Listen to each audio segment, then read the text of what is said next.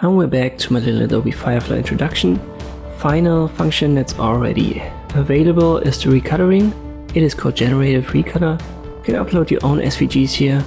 Let us just select one as an example from the gallery. It also works with text prompts.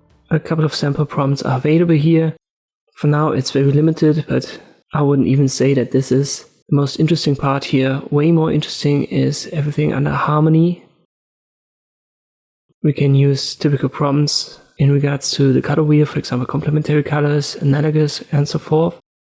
And we can also select colors down here. You can see they get added down here. So you can add multiple ones, and then if you want to get rid of one, just click on the X.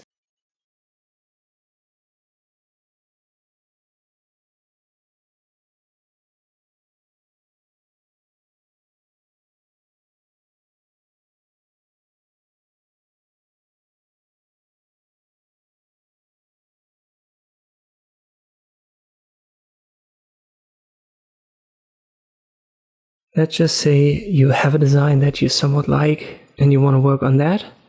You can simply left click on it. Here's the gallery once again, it's a little bit bigger now. I want to work on this. We have a shuffle option right here. So the colors are shown and we can shuffle them around.